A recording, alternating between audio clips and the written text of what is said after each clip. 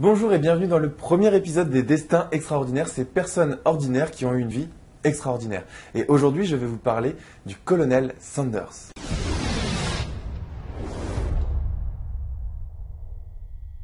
Alors le colonel Sanders a eu une vie extraordinaire alors que pourtant c'est une personne tout à fait ordinaire comme vous et moi. Il est né en 1890 et il a connu une véritable suite d'échecs. La première entreprise qu'il a créée servait à fabriquer des lampes qui fonctionnaient au gaz. Et puis, manque de peau, l'Amérique a fait une campagne d'électrification de l'Amérique au même moment, si bien que ces lampes à gaz ne servaient strictement à rien.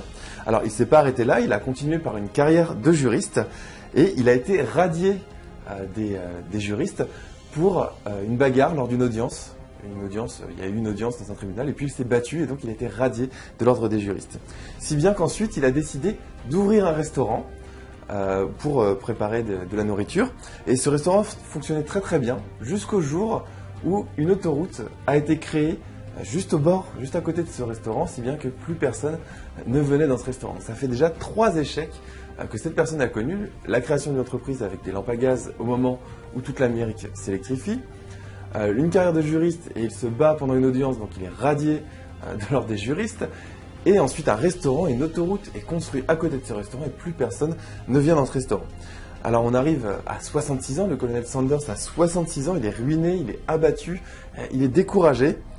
Et puis il a encore de la ressource et il trouve le moyen de faire quelque chose de nouveau. Et c'est alors qu'il va créer une franchise.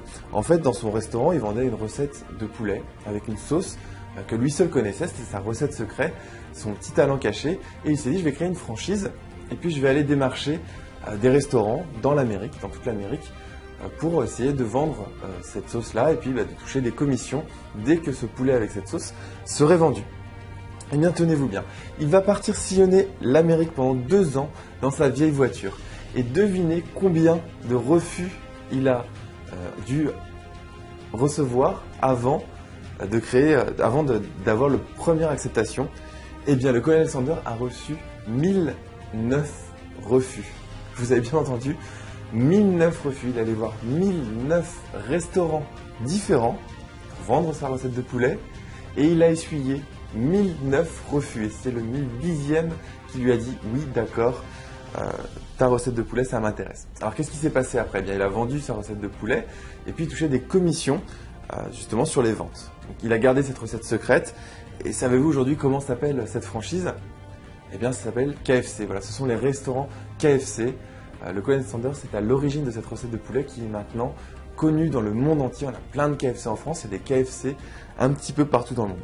Alors, souvenez-vous, le colonel Sanders a 66 ans quand il a commencé à avoir cette idée de vendre cette recette.